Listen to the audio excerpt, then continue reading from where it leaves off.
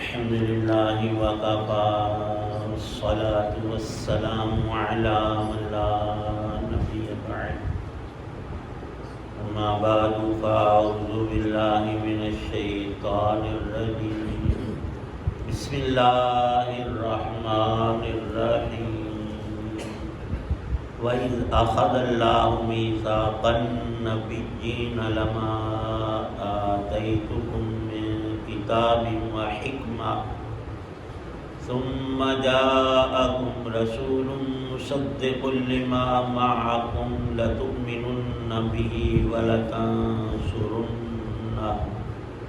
قال أقررتم وأخذتم على ذلكم إصري قالوا أقررنا قال فاشهدوا وأنا معكم من الشاهدين فما تولى بعد ذلك فأولئك هم الفاسقون صدق الله العظيم.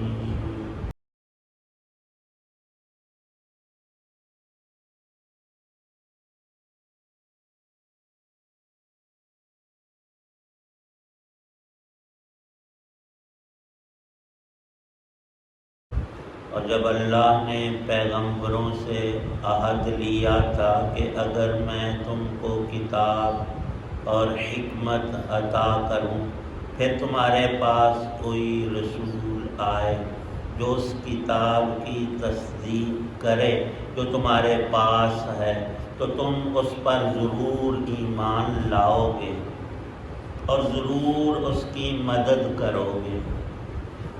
اللہ نے ان پیغمبروں سے کہا تھا کہ کیا تم اس بات کا اقرار کرتے ہو اور میری طرف سے دی ہوئی یہ ذمہ داری اٹھاتے ہو؟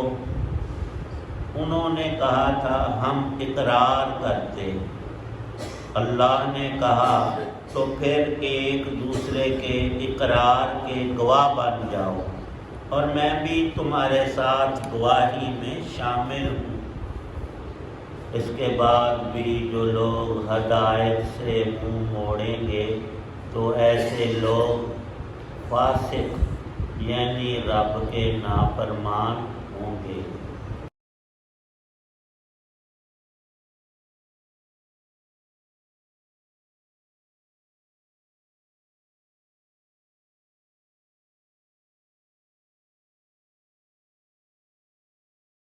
سورہ آل عمران کی آیت 81 اور 82 ہیں۔ ان دو آیات میں اللہ تعالی شانہ نے ایک خاص عہد اور پیمان اور میثاق کا ذکر فرمایا ہے۔ مفسرین کرام نے دو باتیں ارشاد فرمائی ہیں۔ ایک عہد الست ہے، اللہ پاک نے ہم انسانوں کی تخلیق سے پہلے ہماری سب انسانوں کی روحوں کو پیدا کیا اور پیدا کر کے ان سے سوال کیا الست بربکم، کیا میں تمہارا رب نہیں ہوں؟ تو سب نے کہا بلا، کیوں نہیں اے اللہ، آپ ہی ہمارے رب ہیں، رب تو کوئی دوسرا ہے ہی نہیں، آپ نے ہمیں پیدا کیا ہے، آپ ہمارے رب ہیں۔ تفصیلات میں لکھا ہے کہ سارے مجمع میں حضرت انبیاء علیہ السلام اور آدم علیہ السلام تا قیامت آخری انسان سب کی روحیں تھیں، اور اللہ پاک کے پوچھنے پر سب سے پہلے حضرت رسول پاک صلی اللہ علیہ وسلم کی روح اقدس نے بلا کہا، اور پھر انبیاء علیہ السلام نے یہی ارشاد فرمایا، اور پھر کل سب انسانوں کی روحیں، ہماری بھی جانیں وہاں تھی، ہم نے بھی اقرار کیا بلا۔ یہ تو قرآن پاک میں ہے۔ عہد الست عالم ارواح، اور اس کی تفصیلات بھی ہیں کہ وہاں جنود مجندہ۔ دوسرا عہد جو حدیث پاک میں صراحت سے اور اس آیت پاک میں اجمالاً تھوڑی بات ذکر فرمائی ہے، وہ ہے حضرات انبیاء و رسول سے اللہ پاک نے ایک اور میثاق اور عہد پیمان لیا، اور اس کی تفصیل تھوڑی سی رسول پاک صلی اللہ علیہ وسلم نے یہ ارشاد فرمائی کہ اللہ پاک نے آدم علیہ السلام کو پیدا کیا اور ان کی تخلیق کے بعد اپنا دست قدرت ان کے دائیں کندھے پر پھیرا، تو آدم کی ساری وہ ذریت اولاد آدم انسان جو تا قیامت آنے والے ایمان پانے والے تھے وہ نکل کر سامنے آئے۔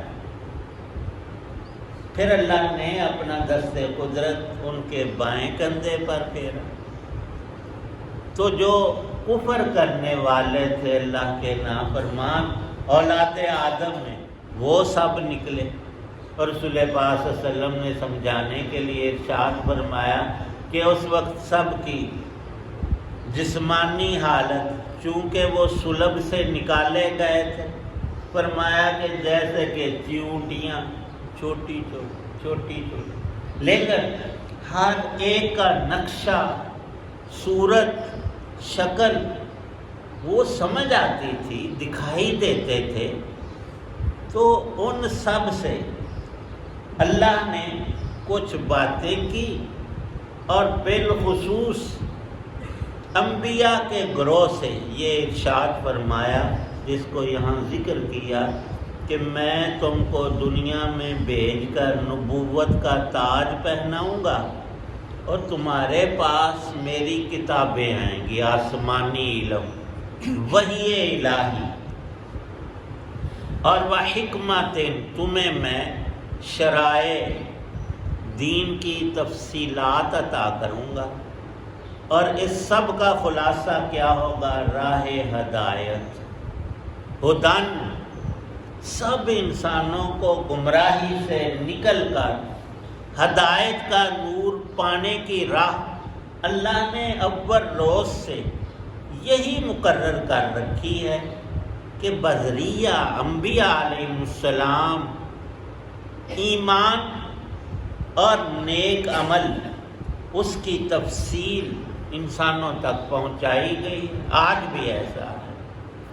تو جب تمہیں کتاب اور حکمت اللہ عطا فرما دے تو ایک نبی نہیں، ان کے بعد اور آئیں گے، ان کے بعد اور آئیں گے، یہ سلسلہ چلتے چلاتے حضرت عیسیٰ علیہ السلام تک آئے گا، اور ان کے بعد پھر آخری نبی۔ ہر چیز کی ایک ابتدا ہے، اور نبوت کی ابتدا انسان اول سیدنا آدم علیہ نبینا وعلیہ الصلاۃ والسلام سے ہوئی، اور خاتم الانبیاء، ختم الرسل حضرت محمد صلی اللہ تعالی علیہ وسلم کو اللہ نے یہ دو تاج عطا فرمائے، نبوت اور رسالت کا بھی اور خاتمیت کا بھی۔ تو اللہ پاک نے یہ عہد لیا انبیاء علیہ السلام سے کہ تم نے بعد میں آنے والوں کی مدد، نصرت اور تائید کرنی ہے، تصدیق کرنی ہے۔ اس کی دو صورتیں لکھی ہیں کہ پہلے ہر زمانے میں ایک نہیں کئی انبیاء علیہ السلام مختلف علاقوں اور قوموں اور شہروں میں آتے تھے۔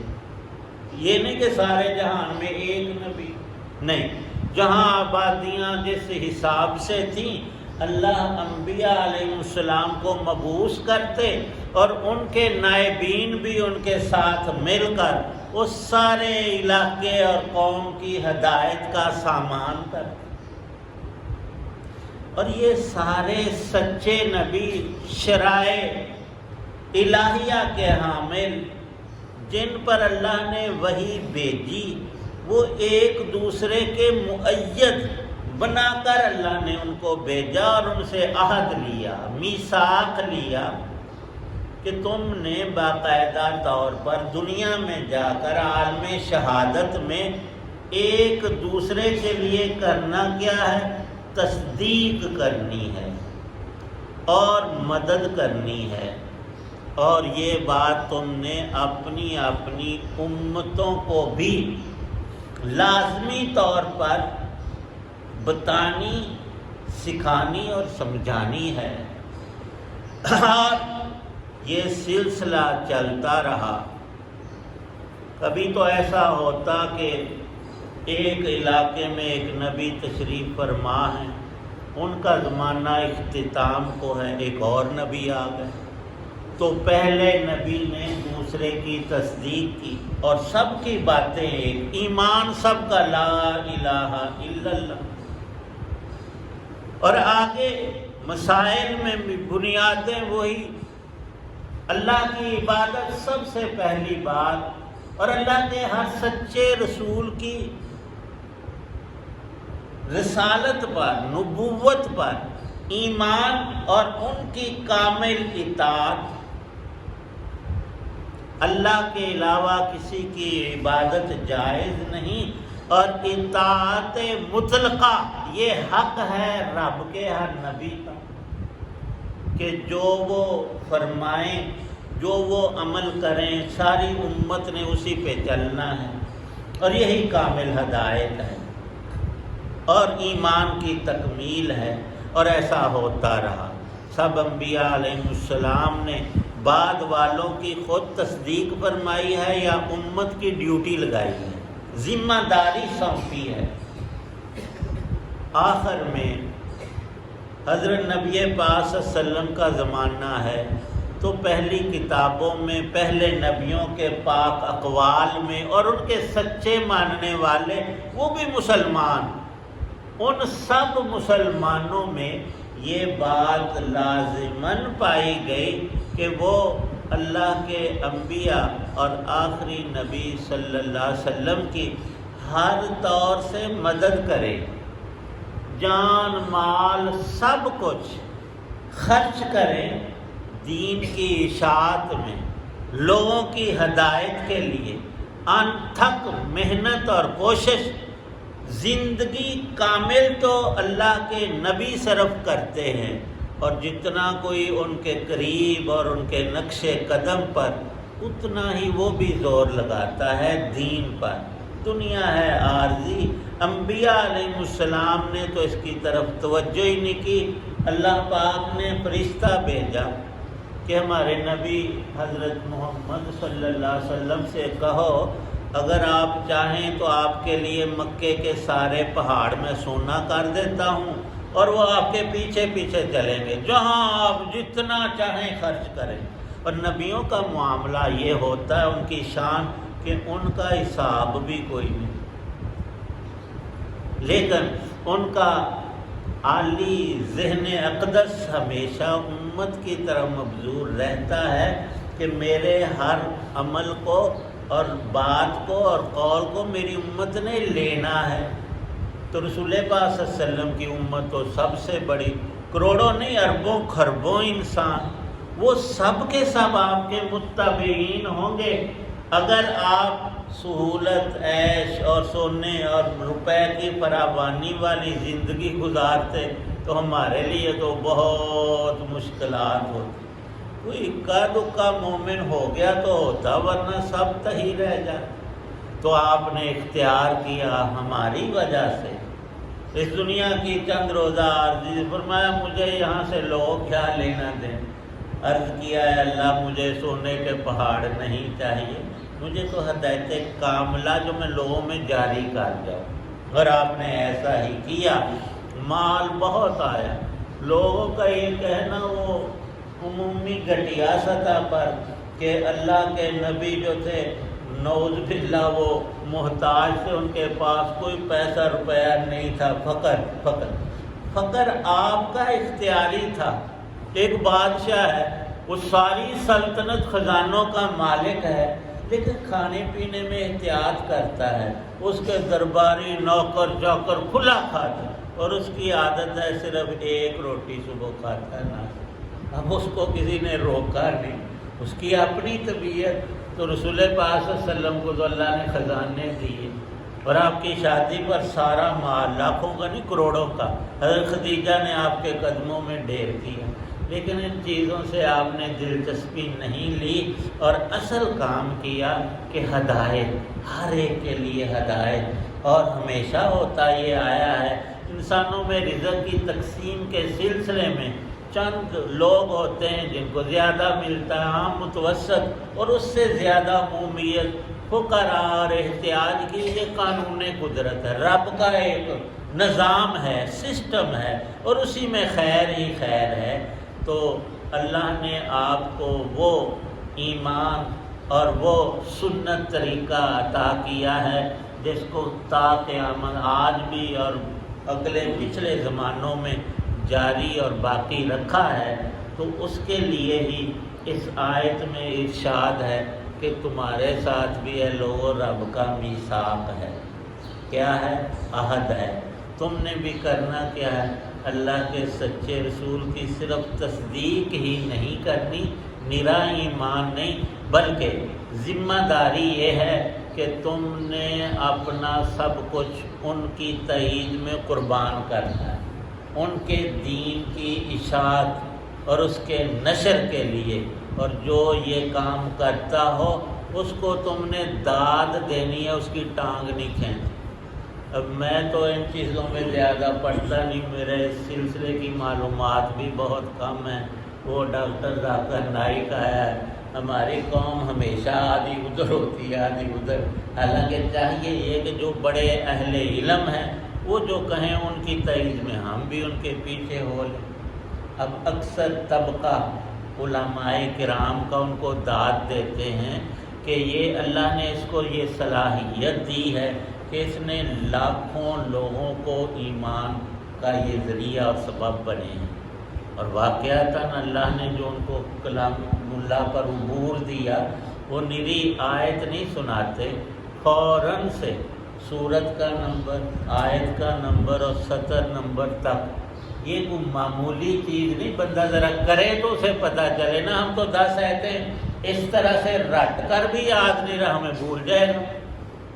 اور پھر پوری دنیا کے کفر کو چیلنج کرنا اور اس پر بحث کر کے دلیل پکی ایسی کہ دوسرا سننے والا مجبور ہو جائے ماننے پر، اللہ نے ان کو کمال دیا ہے۔ تو ایسے لوگوں کی تائید ضروری ہوتی ہے، کوئی ان کے بارے میں ادھر ادھر کی مارے تو ہمیں وہ نہیں سننی، ہمیں دیکھنا چاہیے کہ اس بندے کا عمل علم کیا ہے۔ تو وہ تو ایمان کی دعوت دیتے ہیں اور لوگوں نے ان سے بلائی پائی ہے اور آنکھوں کے سامنے معاملہ ہے، اور پوری دنیا کو چیلنج یہ کر سکتا ہے کہ سارے ہندوستان کے کروڑوں ہندوؤں کو وہ کہہ رہے ہیں میرے سامنے آ کے بات کرو اور ہماری بات پوری دنیا میں نشر ہو۔ تو اللہ پاک ایسے نیک لوگوں کی تائید یہ اسی میثاق کے اندر داخل ہے۔ اللہ صحیح سمجھ اور عمل کی توفیق۔